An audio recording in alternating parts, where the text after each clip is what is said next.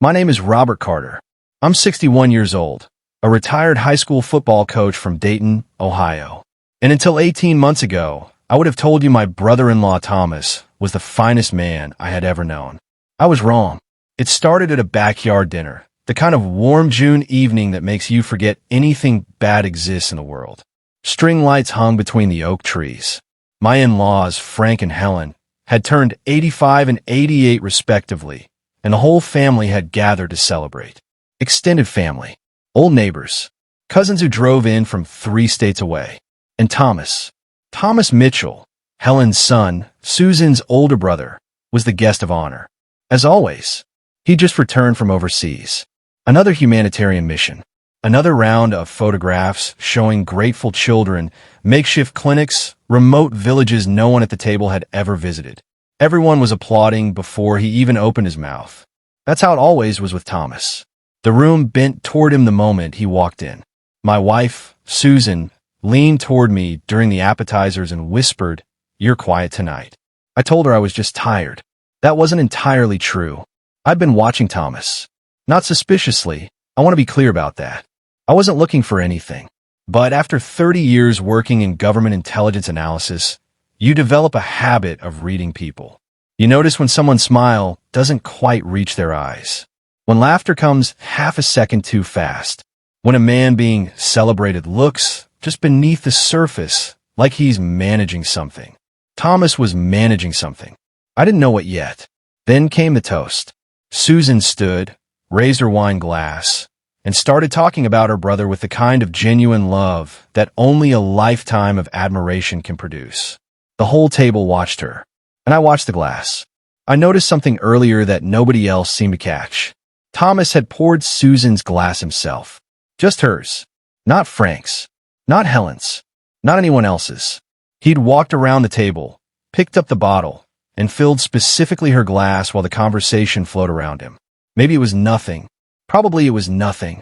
But I'd spent 3 decades in a profession where probably nothing had occasionally turned into something catastrophic. So when Susan raised that glass to her lips, my body moved before my brain finished the argument. I reached across and took it from her hand. The table went silent instantly. 20 people staring at me. Frank's expression hardened. Helen looked frightened. And Thomas laughed. "Aren't intelligence people supposed to be less dramatic?" he said. A few nervous chuckles followed. But I didn't smile, because in that exact moment, I watched a single bead of sweat roll down my brother-in-law's temple on a cool June evening. Nobody else at that table was sweating. I said what I needed to say. Something isn't right. Then I told them I recognized someone in the mission photographs Thomas had passed around earlier. A face I knew from a foreign intelligence investigation. A face that had no business appearing in the background of a charity clinic photo. The dinner ended early. Thomas left faster than he should have. The family spent the next 12 hours defending him and questioning me. The drive home with Susan was the hardest conversation I'd had in years, and I once briefed a senator on a hostage situation. I told her about the organization we'd monitored a decade earlier. I told her about the missing financial trails. I told her that maybe I was wrong, that the face in the photo could be coincidence, that reasonable people make unreasonable assumptions. But I also told her about the wine glass. She didn't sleep that night. Neither did I. 3 days later, a woman named Eleanor Watkins called. She'd seen a clip of the dinner. A relative had posted it online. Eleanor was 76, a retired nurse, someone who had actually worked with Thomas overseas. She wasn't angry when she spoke. She was tired. The way people sound when they've been carrying something heavy for too long with nobody to hand it to. "Your brother-in-law isn't who people think he is," she told Susan. We drove to meet her. She spoke carefully, slowly. 2 old professionals recognizing each other's caution. She described the early years working alongside Thomas as genuinely inspiring. He had saved lives. That part is real. But as money grew, as donor attention expanded, as the organization became something larger than any of them intended, accountability quietly disappeared. Funds moved between restricted accounts. Invoices went untracked.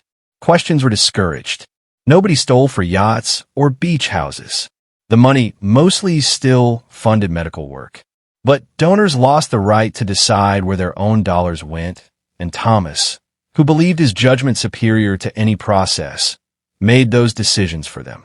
He convinced himself he was protecting the mission, Eleanor said. That's the most dangerous kind of person. Not greedy. Certain. I'd known men like that. I'd written reports about them. A week later, Thomas called Susan and told her to stop asking questions. For your own good, he said. The line went dead. That phrase, for your own good, was the one that settled it for me. Innocent men don't say that. Frightened men do. What followed was painful in ways I hadn't fully anticipated. Investigations confirmed what Eleanor described. Millions in unauthorized transfers. Years of untracked decisions. A culture that had traded transparency for outcomes. Thomas's career ended. His reputation, decades in the making, collapsed within weeks. And yet, the hardest moment wasn't the public hearing or the board resignations or the newspaper headlines. It was sitting across from Thomas at a diner 6 months later, watching a 66-year-old man try to explain to his sister how good intentions had slowly become something he couldn't undo. He didn't look like someone who had gotten away with something. He looked like someone who had lost himself gradually, one small compromise at a time, and finally run out of road. I thought the mission justified it, he said. I was wrong. Those 4 words cost him everything. But they were the most honest thing I'd heard him say in 30 years. He works at a rural health clinic now. Small building, modest salary, no press releases. He treats diabetic retirees and elderly veterans and factory workers who can't afford specialists. No one is taking photographs. No one is applauding. He seems better for it. As for our family, something changed that summer. My father-in-law, at 89, sat on his porch one evening and told me he'd spent too many decades measuring people by their accomplishments. A man's character, he said, matters a whole lot more than his resume. He's right. It just took all of us too long to learn it. I think about that wine glass sometimes. How close Susan came to drinking it. Whether my instincts were right, or whether I got lucky reading a situation correctly by accident. I'll never know for certain. What I do know is this. The people who truly love you aren't always the ones cheering the loudest. Sometimes they're the ones willing to reach across the table and say, quietly, firmly, at the cost of everyone's comfort, something isn't right, even when no one else is ready to hear it.